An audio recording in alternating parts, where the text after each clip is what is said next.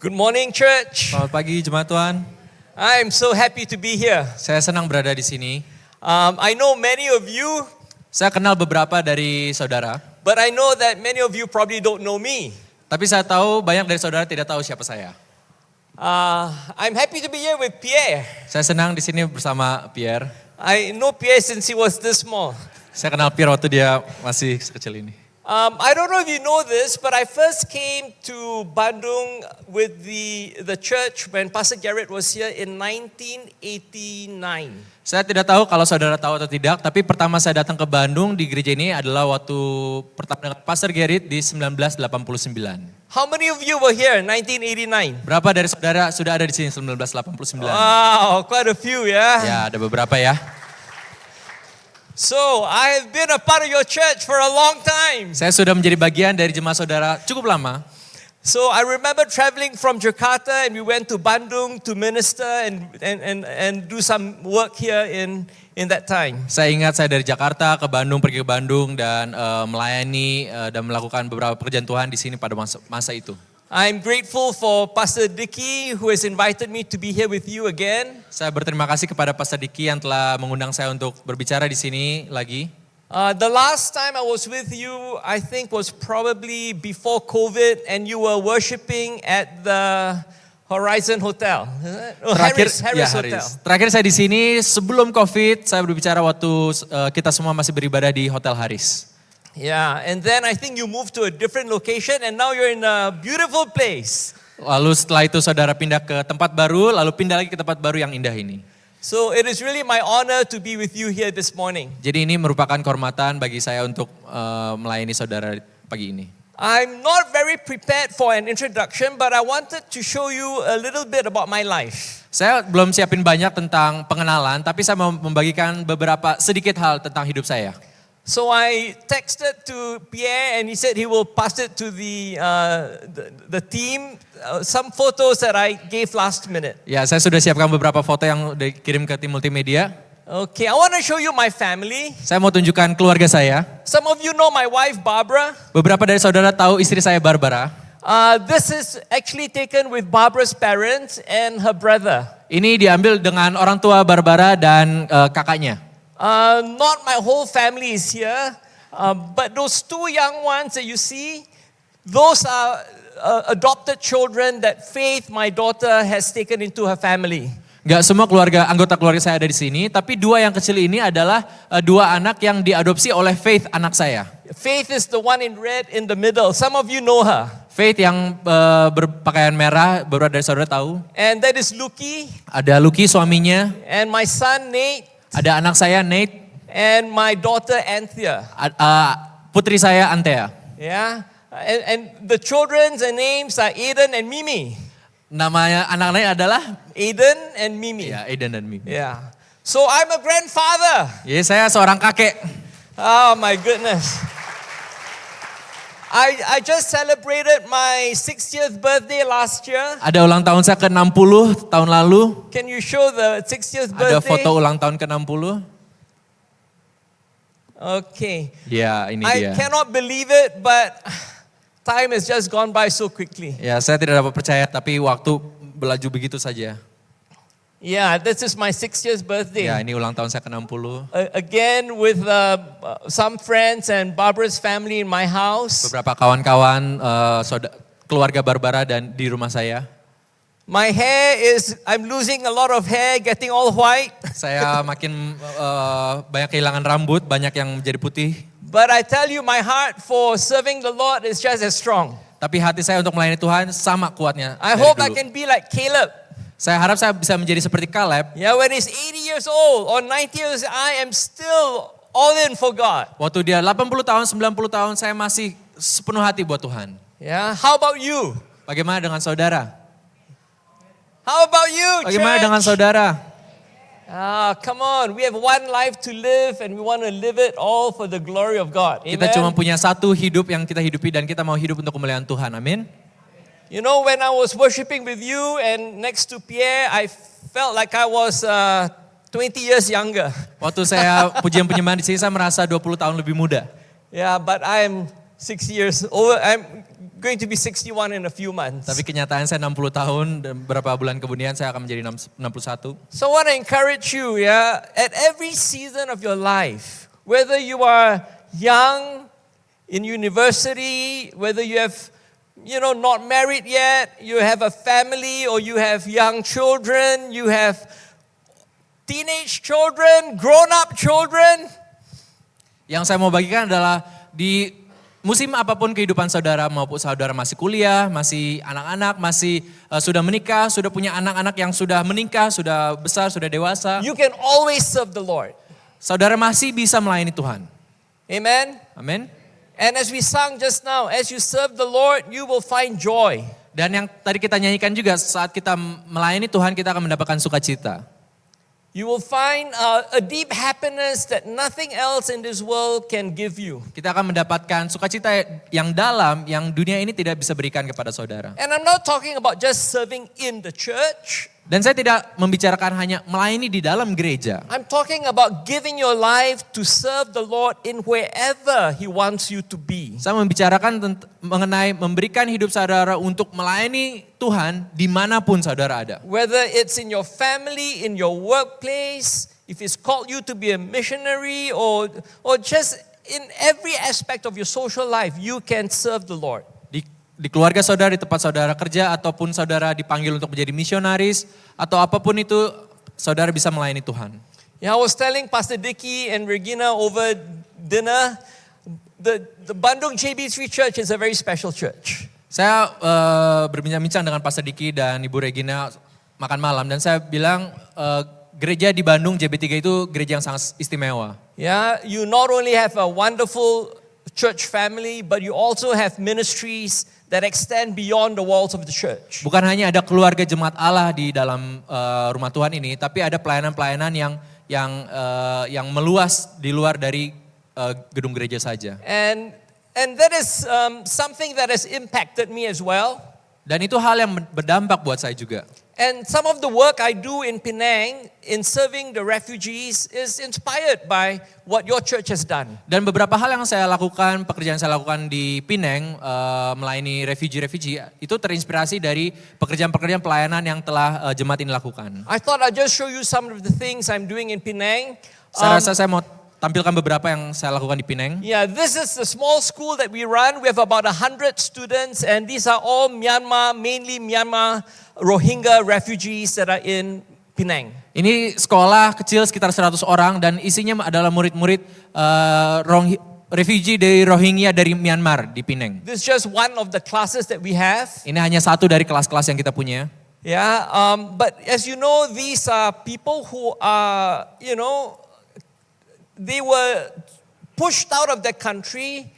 Myanmar didn't want them, and over 1 million Rohingya refugees were displaced. Sebagai yang saudara sudah tahu, ini adalah orang-orang yang ditolak oleh negara mereka sendiri. Ada sekitar 1 juta Rohingya yang tersebar di mana-mana di luar kota, di luar negara Myanmar. Can you imagine 1 million people? Their villages were set on fire. The military came in. This is about 2016, 2017, 2018. Saudara bisa bayangkan ada 1 juta orang yang desanya, kampungnya tuh dibakar. Ada militer yang datang ke tempat mereka ini tahun 2016, 2017, 2018. And over 1 million pushed out. 500,000 are in Bangladesh. 1 juta orang tersebar dan 500,000 ada di Bangladesh. Yeah, because Myanmar borders Bangladesh and there is an area called Cox's Bazar and they are over there, 500,000 people. Karena Myanmar perbatasan dengan Bangladesh, ada satu area bernama Cox's Bazar, ada 500,000 Rohingya di situ. And the lucky ones, they think they are lucky but they end up in Malaysia, about 200,000. Dan yang beruntung, sebenarnya mereka pikir mereka beruntung, ada 200,000 orang Rohingya di Malaysia. But Malaysia doesn't want them there. Tapi Malaysia juga tidak menginginkan mereka. There is no opportunity they cannot work, they have no opportunity for education, and they have no opportunity for housing and healthcare. Gak ada kesempatan untuk bekerja, untuk pendidikan, untuk beli rumah, atau bahkan healthcare juga gak ada di situ. So Malaysia actually says, we don't want you here. Jadi pada dasarnya Malaysia bilang, kami gak ingin kami tidak menginginkan saudara di sini. But Malaysia cannot push them out because they have no place to deport them. Which country wants to take, 200,000 people? They have nowhere to go. Tapi Malaysia nggak bisa usir mereka karena 200.000 orang ini mau kemana, mau dideportasikan kemana, negara mana, mereka nggak bisa lakukan itu. And out of 200,000, about 60% are below the age of 18. Dari 200.000 itu 60% ada di usia di bawah 18 tahun. So they live in Malaysia, no refugee camps. Yeah? They live among the villages, the poorer communities in Malaysia. Jadi mereka tinggal di Malaysia tapi nggak ada camp untuk refugee. Jadi mereka tinggal di kampung-kampung di desa-desa yang kurang mampu di Malaysia. Yeah, and they do illegal work. I mean, they're not allowed to work, so they work, but they do jobs that Malaysians don't want to do. Jadi karena mereka nggak bisa kerja, mereka kerja pekerjaan yang ilegal dan mereka melakukan pekerjaan-pekerjaan yang orang-orang asli Malaysia nggak mau lakukan. Gitu. So in Penang where I'm at, there are 60,000 Rohingya refugees. Jadi di Penang, di tempat yang saya berada, ada 60.000 refugee Rohingya. Yeah, and out of the 60,000, again, about 60% are children below age of 18, and only 18% go to school. Dari 60% yang di bawah usia 18 tahun, hanya 18% yang pergi ke sekolah, yang bersekolah. Without education, what future can you have? Tanpa pendidikan, bagaimana masa depan mereka? In a country that doesn't want you. Di negara yang tidak menginginkan mereka. It is a very sad situation. Ini situasi yang sangat menyedihkan sebenarnya. So whenever you feel that your life is not doing well, think about these people and you will feel better. Jadi saat saudara merasa, oh hidup saya lagi gak baik-baik aja nih, menyedihkan banget hidup saya. Coba pikirkan orang-orang Rohingya ini. Yeah, no citizenship. Mereka gak punya kewarganegaraan. You cannot work. Gak bisa bekerja. You want to get married, but you think about what will my children, how will they end up? Mereka mau menikah, tapi gimana kalau saya menikah, saya punya anak-anak saya gimana masa depannya? No security in life. Tidak ada keamanan jaminan dalam hidup. At any time you can be evicted out of your house. Kapanpun saudara bisa diusir dari rumah saudara. Would you like that kind of insecurity? Kira-kira saudara bakal suka nggak ketidakamanan itu? Would you like that insecurity? Gimana kira-kira, bahkan suka nggak? No, one of the most important things in life is to have security, isn't it? Enggak, karena salah satu hal yang paling penting dalam hidup adalah keamanan, kepastian. And so that's why in Penang we help them with education. Makanya di Penang kami melayani mereka dengan pendidikan. And we have several other projects. One is a project to do affordable housing. Dan ada beberapa proyek lain. Satu adalah proyek beli rumah yang terjangkau dengan harga terjangkau. We have also a vocational school to teach them skills, for those that are not academic. Ada juga sekolah kejuruan yang mengajarkan mereka keterampilan, bukan hanya pendidikan. And we have also an elder care center that the Rohingya people can work in as nurses after training. Ada juga panti jompo ya, di mana refugee Rohingya ini bisa bekerja sebagai perawat-perawat. Can the media team show a few of the photos? Ada foto-foto beberapa tim media. Okay, all right. This is the second school that we have in Penang. This will be an international school. This will take in Malaysian students, but 20-25% will be refugee students. Ini sekolah kedua yang kita buat, ini sebentar lagi akan menjadi internasional. Ini mereka menerima murid-murid asli orang Malaysia, tapi 20% dari sekolah ini murid-muridnya adalah refugee Rohingya. So the plan is that in this way we can help the refugee community in a meaningful way without always depending on donations. Jadi idenya di sini adalah kami ingin membantu refugee Rohingya ini dengan cara yang bermanfaat tanpa harus bergantung penuh pada sumbangan-sumbangan setiap bulan. So I hope if you think about what to pray for, you can remember this initiative or project that we have. Jadi kalau saudara sedang ingin berdoa dan ingin bertanya, saya harus doakan apa? Coba pikirkan tentang proyek ini yang kita sedang buat. Doakan ini. Maybe a couple more photos. Ada dua lagi foto. This is the elder care center. Ya, ini panti jompo. Yeah, this will be in an area called Juru in Penang, and it will have about maybe 150 spaces for elderly people. Ini di satu daerah di namanya Juru di Penang. Ini akan membantu ada sekitar 150 ruang untuk orang-orang lansia. And the next one is the vocational school that I was telling you about. Dan ini sekolah kejuruan yang saya tadi kasih tahu. Yeah, and we will call the elder care center New Life Community Center. Dan kita akan beri nama New Life Community Center. Yeah, and this will be the vocational school teaching people how to repair electric vehicles, EVs. Yeah, the new generation of vehicles that are coming into Malaysia. Di sekolah kejuruan ini mereka akan mengajarkan murid-murid benerin kendaraan-kendaraan listrik. Karena itu satu industri yang lagi happening di Malaysia. And we're also training them to be nurses. Dan kita juga mengajarkan mereka, melatih mereka menjadi perawat. Yeah, and this will include Malaysians as well as refugees. Nah ini termasuk orang-orang Malaysia dan juga orang-orang refugee. Is there another photo of the housing project? Ada satu lagi foto Maybe not. Yeah? tentang housing, nggak ada ya? Okay, Ada so we're also building in that same complex about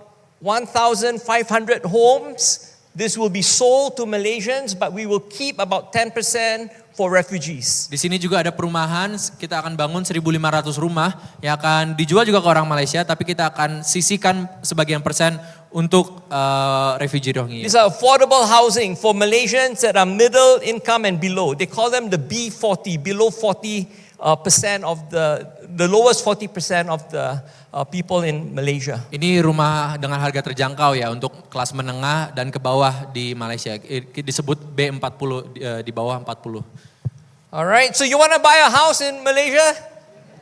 You can, but you cannot buy the ones that we're building because it's for the poor Jadi Malaysians. kalau saudara mau beli rumah di Malaysia, silakan beli di sini. Tapi ini mungkin bukan buat saudara, ini untuk menengah ke bawah. Oh, I share this with you because some of the things I do have been inspired by Bandung JB3 Church. Saya membagikan ini kepada saudara karena beberapa hal ini terinspirasi dari pelayanan yang dilakukan di gereja JB3.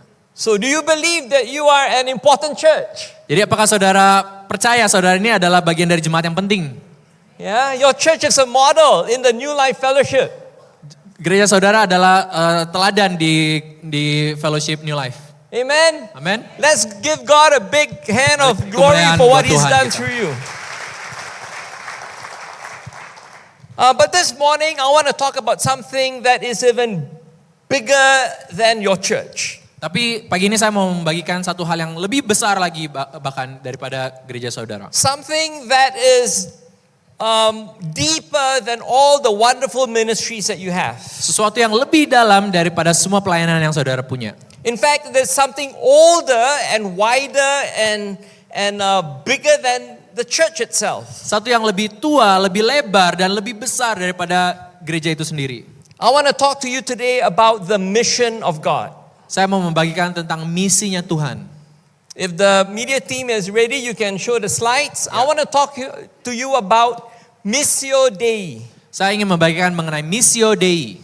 Missio Dei is a Latin phrase. Ini bahasa Latin. Okay, can everybody say Missio Dei? Missio Dei. Yeah, all it means is God's mission. Artinya misi Tuhan. Yeah, and this is like a code word. Dan ini seperti kata sandi, kata kode. Yeah, I don't know, but if you hear the word Mayday, Mayday, what does it mean? Kalau saudara dengar kata Mayday, Mayday, apa artinya? Yeah, danger, darurat, right? Bahaya, emergency. I don't know if you know, I was born in Indonesia. Yeah? Oh ya, ngomong-ngomong saya juga lahir di Indonesia. My family moved to Singapore when I was 5 years old. Keluarga saya pindah ke Singapura waktu saya umur 5 tahun. So although I'm Singaporean, I am very much Indonesian. Walaupun saya orang Singapura, tapi saya lebih banyak lagi orang Indonesia. My perut is very Indonesian. Perut saya itu orang Indonesia. Yeah, Indonesian food is the best in the world. Masakan Indonesia terbaik di dunia. So I speak Indonesian. I tried to preach in Indonesian, but Pastor Jul told me, Song, you better preach in English. Saya berusaha untuk khotbah bahasa Indonesia, tapi Pastor Jul bilang, Pastor Song lebih baik, Pastor Song bisa khotbahnya bahasa Inggris aja deh. I think he's right. Kayaknya dia benar deh. Anyway, so when you hear the term Missio Dei, it is like a code word. Jadi waktu kita dengar kata Missio Dei itu seperti kata kode. It talks about the initiative of God in redeeming this world to Himself And it includes the church, but the church is not necessarily the main thing. The church is called to participate in God's mission. Ini mengenai inisiatif Tuhan untuk menebus seluruh jemaat seluruh dunia. Can you say that again one more time, please? Okay, let me just read here. Okay. So the quote meaning for Missio Dei is God's initiative in redeeming the world, and that the church's mission is simply to participate with God. Ya, selain untuk menebus dunia, ini inisiatif Tuhan, misi Tuhan untuk menebus dunia, dan gereja dipanggil untuk berpartisipasi dalam hal itu. Okay? But sometimes we confuse the mission of the church with the mission of God. Tapi kadang kita bingung antara dua, misinya gereja sama misinya Tuhan. Sometimes we think that the church mission is the most important thing. Kadang kita pikir misinya gereja itu adalah hal yang paling penting.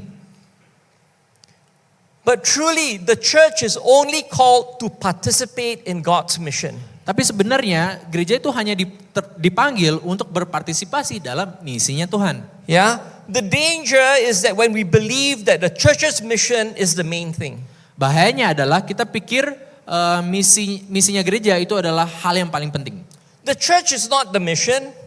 Gereja itu bukan misinya. The church is the instrument Gereja itu hanyalah of God's alat mission. dari misinya Tuhan. We participate in God's mission. Kita berpartisipasi dalam misi Tuhan. Yeah? True. God works and the expression of His work is through the church, which is His people. Benar bahwa ekspresi pekerjaan Tuhan itu bisa melalui gerejanya, melalui jemaatnya, yaitu orang-orangnya. But listen, God's mission did not start with the church. Tapi misi Tuhan itu enggak mulai dari gerejanya. God's mission started ages ago. Misi Tuhan itu sudah dimulai dari zaman dahulu kala.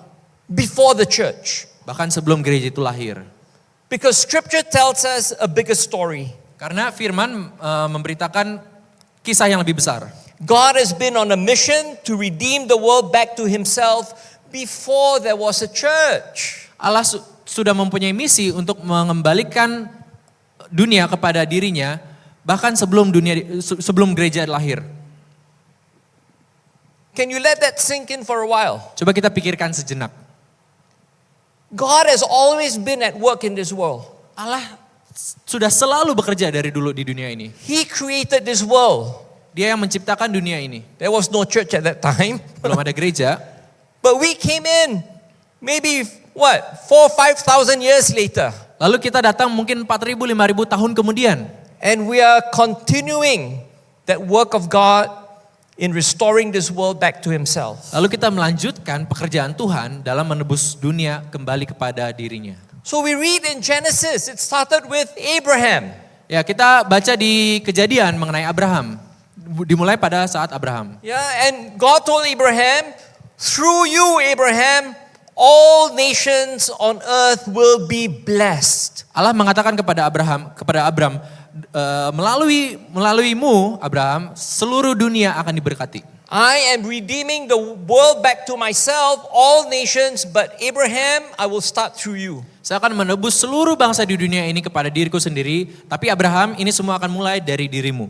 So from the beginning, God's heart was to form a people, to bless all nations through them. Jadi dari awal Allah mempunyai hati untuk membentuk satu umat, supaya lewat umat itu seluruh dunia diberkati. And in Isaiah 49, we fast forward, God says, I will make you a light to the Gentiles. This is referring to the nation of Israel. Di Yesaya 49 Allah mengatakan, aku akan membuatmu menjadi pelita, menjadi cahaya bagi seluruh dunia, seluruh orang-orang lain di luar orang Yahudi. Dan Allah ini berkata kepada orang-orang Israel, bangsa Israel. So that my salvation may reach to the ends of the earth. Supaya keselamatan saya itu sampai kepada ujung dunia. Yeah.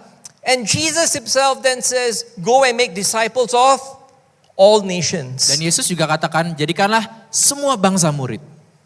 So God is in the business of restoring the whole world back to Himself. Jadi Allah punya urusan untuk mengembalikan seluruh dunia kepada dirinya sendiri. And we are so special, the church is so special because we are invited to participate with God in what He is doing. Dan gerejanya itu sangat spesial karena kita diundang untuk berpartisipasi dalam misi yang Tuhan sedang kerjakan ini. Okay, so God's mission is global, multi-ethnic, multi-dimensional, and deeply redemptive. Jadi misi Allah itu sangat multi etnik, multidimensional dan ini bertujuan untuk menebus. Yeah, and one day we will be with the God who created this world. Every nation, every tribe, every people, every language standing before the throne of God. Dan satu hari kita akan bersama-sama dengan Allah, setiap bangsa, setiap suku, setiap bahasa itu akan bersama-sama dengan Allah. Okay, so the church becomes a part of God's redemptive plan. Jadi gereja adalah bagian dari rencana penebusan Allah. I don't know what that does to you, but for me it excites me. Saya nggak tahu mengenai saudara, tapi buat saya itu berikan saya semangat. And I can participate with God Himself to be His partner, to fulfill His mission. Wow. Saya bisa berpartisipasi, bisa menjadi mitra Allah untuk menggenapi misinya. Wow. If you get a hold of that, you will live a life that is extraordinary. Kalau saudara benar-benar menangkap itu, saudara akan hidup dengan kehidupan yang luar biasa. That you can be a part of God's plan and you are His partner. Bahwa saudara bisa menjadi bagian dari rencana Allah dan saudara adalah mitranya. So this is it. God has a mission and God's mission has a church. Jadi Allah mempunyai misi dan misinya Allah ini punya gereja. Can you understand that? Bisa dimengerti saudara? Yeah? We are not the end goal. Kita bukan akhir God's dari mission tujuan. is not to just build a big church, but He wants the church to be His instrument. Ya tujuan Allah tuh bukan cuman kayak kita akan bangun satu gereja, satu jemaat, tapi bukan cuma stop di situ. Misi Allah itu untuk lebih luas daripada itu. Yeah, He wants you to participate with Him in what He is doing in this world. Untuk kita berpartisipasi dengan apa yang Dia sedang lakukan dalam dunia ini. Okay? So God's mission is not only the redemption of souls, but also the restoration of all things back to Himself. Bahkan misi Allah itu bukan hanya menembus dunia, tapi juga untuk memulihkan seluruh hal, segala hal di dunia ini kepada dirinya sendiri. So that's why it says Jesus Christ, okay, this is talking about Jesus, that He will restore all things in heaven and on earth back to Himself. Ayat ini sedang membicara tentang Yesus, bahwa Yesus akan memulihkan segala hal di dunia ini kembali kepada dirinya sendiri, yaitu Yesus. Okay, so we must understand our role in what God is doing. Kita perlu mengerti peran kita dalam pekerjaan Tuhan.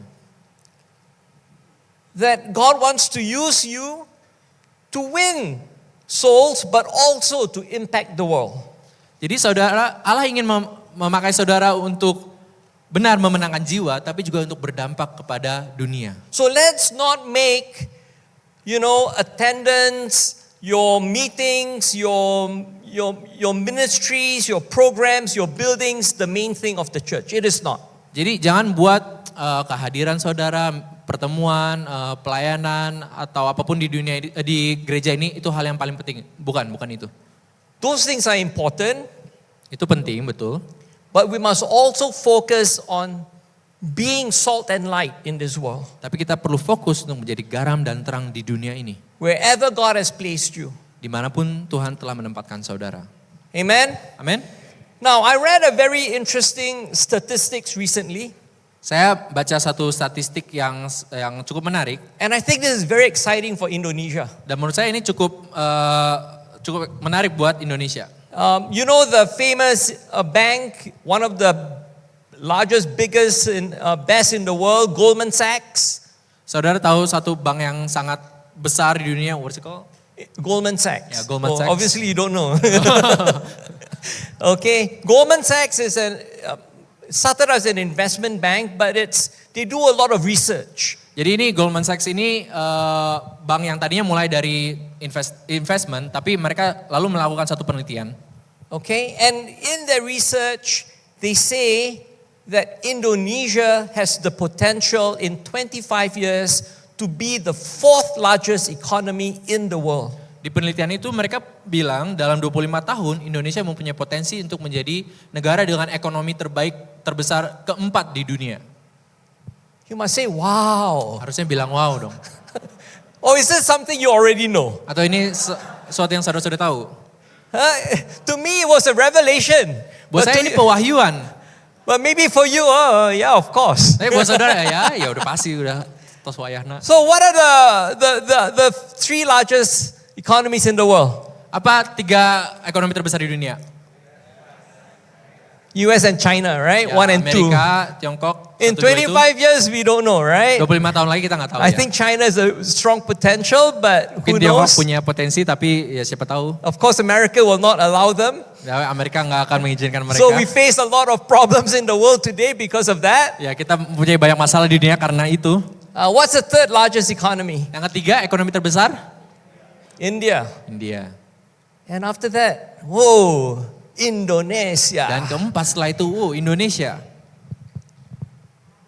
I don't know if you understand the opportunity that God has given you.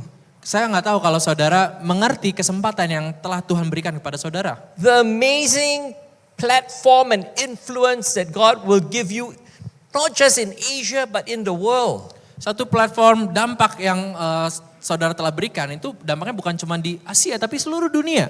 I don't know why my father moved to Singapore. Saya nggak tahu kenapa ayah saya pindah ke Singapura. I should be in Indonesia. Harusnya saya tetap di Indonesia aja. In 25 years, I will be only 85. Ya, di 25 tahun lagi saya masih 85 tahun. Starting like Caleb, all ready to go again. Seperti Caleb siap untuk melaju lagi. Yeah. But I tell you, if you can understand the implication of what that means for Indonesia and in the world and in your church, in the church in Indonesia, I think you will live life in a different way. Kalau saudara mengerti implikasinya ini buat saudara, buat dunia ini, dan buat gereja Tuhan di Indonesia, menurut saya saudara akan hidup dengan kehidupan yang berbeda. I hope the younger ones here, you know, the Johans, the Joey, and the Pierre, this is your time, man. Saya berharap anak-anak muda di sini ya, ada Johan, ada Joey. Pastor Dicky Ya, also, Pastor he's Dicky very juga young. He's masih still very muda. young, yeah.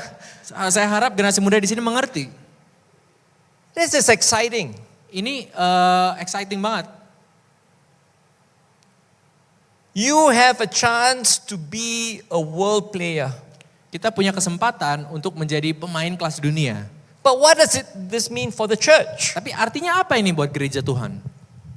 I believe that if we expand our thinking, we will make a greater impact in this world. Saya percaya kalau kita meluaskan pikiran kita, kita akan mempunyai dampak yang lebih besar buat dunia. So my simple statement is that the members of the church are the everyday missionaries of the church. Pernyataan sederhana saya adalah anggota gereja adalah misionaris sehari-hari dari gereja. This is about unleashing the church. Ini berbicara mengenai melepaskan, meluncurkan gereja. We've only thought about missionaries as special people that the church sends out to a different country or a different place. Selama ini kita pikir misionaris itu adalah beberapa orang yang istimewa, yang spesial di gereja, yang dikirim ke satu daerah tertentu, mereka menjadi misionaris. Some of you know I was sent out by New Life Christian Church in Singapore to be a missionary in Myanmar. Beberapa dari saudara juga tahu saya diutus menjadi misionaris New Life di gereja di Myanmar. And I was there for 8 years. We did evangelism, discipleship, church planting. We did a lot of things there for 8 years. Dan saya menginjili, merintis gereja, memuridkan selama 8 tahun di Myanmar. Pastor Garrett was sent out from his church in America, and he ended up planting the church here in Bandung. Pastor Gerrit juga diutus dari gerejanya di Amerika dan merintis gereja akhirnya di Bandung. But we must change our thinking of what missionaries are. Tapi kita perlu merubah pikiran kita mengenai pengertian kita mengenai misionaris. The term missionary simply means people or the ones who are sent by God. Misionaris itu artinya sederhana adalah orang-orang yang dikirim oleh Tuhan, diutus oleh Tuhan. And my excitement is that when each member in the church, you take this mentality that God has sent me out to be His missionary in this world. Dan yang saya senangi adalah setiap anggota gereja, anggota jemaat untuk berpikir bahwa saya diutus oleh Tuhan. Do you believe that? Apakah saudara percaya itu? No, no. You're just a church member, right? You come here Saya on cuma anggota gereja, kan? Sunday. You join your home cell. Saya cuma datang hari Minggu, ikut home cell. Some of you serve in praise and worship. Some Beberapa dari serving saudara in usher. Melayani di usher, di tim musik. Is that all God expects of you in your Christian, as a child of God, as a partner of God? Apakah hanya itu yang Allah harapkan, ekspektasikan dari saudara sebagai anak-anak Allah? Say no. Katakan tidak. Of course not. Tentu saja tidak. God has bigger plans for you. Allah punya rencana yang lebih besar buat saudara. He wants you to be His instrument, His agent in Yeah. this world. Ya ingin saudara untuk menjadi agennya, menjadi alatnya di dunia ini. So I only have about 10 minutes left, so I'm gonna just summarize what I have to say. Saya cuma punya 10 menit, saya akan summarize apa yang akan saya katakan. I don't know, has JB3 sent missionaries church planting recently in the last maybe since I was here 5 years? Akhir-akhir ini 5 tahun terakhir, JP3 apakah pernah mengirimkan satu misionaris keluar? I don't know, but when you do send a missionary, you always have to select the person, do fundraising, right? You need to set a budget. Tapi saat saudara mengutus seseorang, kita harus membuat satu rencana, satu budgeting, satu bantuan finansial. Alright, and then you have a special service and then you send out this missionary. Ada satu ibadah khusus, lalu kita mengutus misionaris ini. But these are only a few. Tapi ini hanya sedikit, segelintir saja. But God wants every one of us to be His missionary. Yang Tuhan inginkan adalah setiap dari kita untuk menjadi misionarisnya. Yeah, it doesn't matter if you're a lawyer, a teacher, an artist, a homemaker, a student.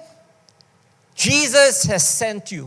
Tidak peduli saudara adalah pengacara, guru, murid, mahasiswa, atau seniman. Tapi Yesus telah mengirim saudara. Scripture tells us very clearly. Yeah, Jesus says, as the Father has sent me, I send you. Firman Allah telah sangat jelas mengatakan, seperti Allah mengirimku, aku akan mengirimmu. Okay, can we move on?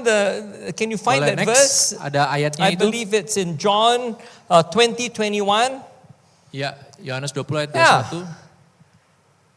As Jesus was sent by the Father, He sends you. If you are a disciple of Jesus, He has sent you into Seperti this Yesus world. diutus Allah Bapa, Yesus mengutus kita semua menjadi alatnya. Is this just for a special few? Ini cuma untuk beberapa dari saudara bukan? No. Are you a disciple of Jesus? Apa saudara murid Kristus? Then you are sent out by Him. Kalau gitu kita semua juga diutus olehnya. If you're sent out, the definition to be sent is to be a missionary. Kalau kita dikirim, diutus oleh Allah, dengan definisi artinya kita menjadi misionarisnya. There was a church in Singapore I attended once, and the pastor said, some are called to go, some are called to send those who go. This is not biblical. Ada satu gereja yang saya datangi di Singapura dan gembalanya katakan beberapa dipanggil untuk pergi, beberapa dipanggil untuk mengirim yang pergi. Tapi ini tidak alkitabiah. No. Jesus says, oops, I don't think it's the right verse. Oh, ini mungkin ayatnya sedikit keliru ya. John 20:21 says, as the Father has sent me, so I'm sending you. Ya, Yohanes 20 ayat 21 itu tulisannya seperti Allah Bapa mengirimku, aku mengirimmu. You don't need to go special training, to finish seminary, to get your MDiv, and then you are prepared to go. Kita nggak perlu ikut pelatihan dulu, ikut kelas teologi, baru kita bisa pergi diutus. Acts chapter 8. When the people scattered, wherever they went, they preached the word. Kisah para Rasul 8 katakan, kemanapun jemaat Tuhan pergi, mereka membagikan mengenai Kristus. You know what? The apostles stayed in Jerusalem. Rasul-rasul tinggal di Yerusalem. But the rest of the 3,000, the 5,000, they were scattered all over the world. Tapi sisanya 3.000 anggota jemaat, 5.000 mereka berpencar seluruh dunia. They were not ordained clergy. Mereka bukan orang-orang yang sudah diordain, orang-orang pelayan Tuhan yang sudah diutus. They're not seminary trained missionaries. Bukan diutus yang sudah didoakan dan terpilih dahulu. Mereka bukan orang yang telah terlatih secara teologi ya. They were everyday believers. Mereka hanya orang-orang percaya People sehari-hari. who have been touched by God, have experienced the power of God in their lives. Orang-orang yang telah dijamah oleh Tuhan, telah mengalami kuasa Tuhan di dalam hidup mereka. And the early church exploded because of these people scattered into the world. Dan jemaat mula-mula ini meledak karena orang-orang ini yang berpencar di seluruh dunia. Amen? Amin. But let's be honest. Mari kita jujur aja di sini. This requires a paradigm shift. Ini membutuhkan satu pemikiran yang diubahkan. Because most churches, we still operate as if we are the focus, the center, and our plans, our thinking, our heart, our minds are all within the church. Karena sebagai jemaat kita berpikir gereja ini adalah pusatnya, gereja ini senternya, dan seluruh pikiran kita, hati kita itu berpusat kepada gereja. And then we will do missions, we will send out people here, send out people there. Lalu kalau ada misi Tuhan, kita akan mengutus satu orang ke sini, mengutus satu orang ke daerah sini. I pray that the Holy Spirit will touch your heart this morning and give you a conviction that Jesus has sent you to be His missionary into this world that He loves so much. Saya berdoa Roh Kudus menjamah hati saudara dan meyakinkan saudara bahwa saudara adalah misionarisnya Tuhan dan Dia sangat mengasihi saudara. And to be a missionary doesn't mean you talk about only the gospel message. It's to bring the presence of God where you are. Dan menjadi misionaris itu bukan hanya kita membagikan Injil saja kemanapun kita pergi, tapi kita membawa hati Tuhan kemanapun kita pergi. Yeah, you become God's agent, God's representative, God's ambassador. Perwakilan Tuhan, dutanya Tuhan kemanapun kita pergi. Wow, what a privilege. Ini sebuah kehormatan. Ambassador Duta for our Lord Jesus Christ, for the kingdom of God. untuk kerajaan Allah kepada Yesus Kristus. So let me just end by saying you are God's plan for your city, God's plan A for the city. Saya akhiri dengan ini, saudara adalah bagian dari rencana Tuhan buat kota ini. There is no plan B. Rencana A, ini enggak ada rencana B. You will reach people where you're at that will never come to church. Saudara akan menjangkau orang-orang dimanapun saudara berada dan orang-orang itu mungkin gak akan pernah datang ke gereja. If you're a business owner, you have a way of bringing God's presence, God's principles into your business that will touch and change the lives of your employees. Kalau saudara pengusaha, saudara pemimpin usaha, saudara akan membawa hadirat Tuhan di tempat kepada karyawan-karyawan saudara di bisnis saudara, perusahaan saudara. If you are a teacher, you will influence the children that you teach in a special way with the gospel that only you can. Kalau saudara seorang guru, saudara akan berdampak kepada murid-murid saudara dengan hatinya Injil, dengan hadirat Tuhan, dengan cara yang hanya saudara bisa karena saudara sudah mengalami Tuhan. If you're a real estate agent or a developer, you can build things and do business in a way that is ethical and that transforms communities. Saudara agen real estate atau developer, saudara akan membangun rumah-rumah yang dengan ethical dan akan mengubahkan komunitas-komunitas. Okay? So Amen. don't just be a church that comes on a Sunday. Jadi jangan hanya menjadi anggota gereja yang datang hari Minggu aja. Be a sending church. Jadilah gereja anggota jemaat yang telah dikirim. Not just gathering, but sent out. Bukan hanya berkumpul, tapi terkirim, terutus. Yeah? You are all missionaries. Saudara semua adalah misionaris. Amen? Amin. Say, I am a missionary. Katakan saya misionaris. Jesus has sent me. Yesus telah mengutusku. He wants me to bring His love into this world. Dia ingin saya untuk membawa kasihnya kepada dunia ini. I am God's plan A. Saya adalah rencana A-nya Tuhan. There is no plan B. Gak ada rencana B. You have been invited by God to be His people. Saudara telah diundang oleh Tuhan untuk menjadi umatnya. You know, there is an African saying that 1,000,000 drops of rain can turn the desert into a beautiful garden. Ada satu pepatah Afrika katakan 1 juta tetes hujan bisa mengubah padang gurun menjadi taman yang indah. God wants this world to be a beautiful garden. Allah ingin dunia ini menjadi taman yang sangat indah. And you can be the drops of rain that brings the change. Dan saudara bisa menjadi tetes-tetes hujan itu yang bisa membawa perubahan. Make no mistake. Jangan keliru. Jesus has sent you. Yesus telah mengirim saudara. So the church is not the goal. Jadi tujuan akhirnya itu bukan gereja. The church is not the end mission. Itu bukan misi akhirnya. The church is God's instrument, God's people Gereja to adalah alat continue Tuhan, the mission of God. umat Tuhan dalam misinya Tuhan. So let's get our hearts right, let's get our priorities right, and partner with God for His mission. Persiapkan hati kita, persiapkan prioritas-prioritas kita, dan bermitra dengan Allah untuk misinya. Amen? Amin. Can I pray for you? Bisa saya berdoa buat saudara? Yes. Ya. It's going to be a prayer that will change your life, you know. Ini akan doa yang akan mengubah hidup saudara. Hallelujah. Lord, I pray for Bandung JB3 Church in the name of Jesus. Tuhan, dalam nama Yesus saya berdoa buat JB3 Bandung. I ask that the Holy Spirit touch and speak to every single person here under the sound of my voice. Saya berdoa Roh Kudus menjamah setiap hati yang ada di sini melalui suara saya. In the power and the authority of Jesus Christ. Dalam kuasa dan otoritas Yesus Kristus. And in accordance with the word of the Lord and the words of Jesus Himself. Dan seturut dengan firman Allah dan perkataan Yesus sendiri. Lord, we send out the congregation into this world. Tuhan, kami mengutus setiap jemaat kepada dunia. Every single person from the youngest to the oldest in the name of Jesus. Setiap orang di sini dari yang termuda sampai tertua di dalam nama Yesus. They are your missionaries. Mereka adalah misionarismu Tuhan. You want to use them. Pakai mereka Tuhan. You want to empower them. Oh, berikan mereka kekuatan Tuhan. To bring your love into this world that is lost, that is dying, that is in darkness. Untuk membawa kasih-Mu kepada dunia ini yang terhilang, yang dalam kegelapan, yang sedang bersedih. Lord, use them. Tuhan, pakailah mereka Tuhan.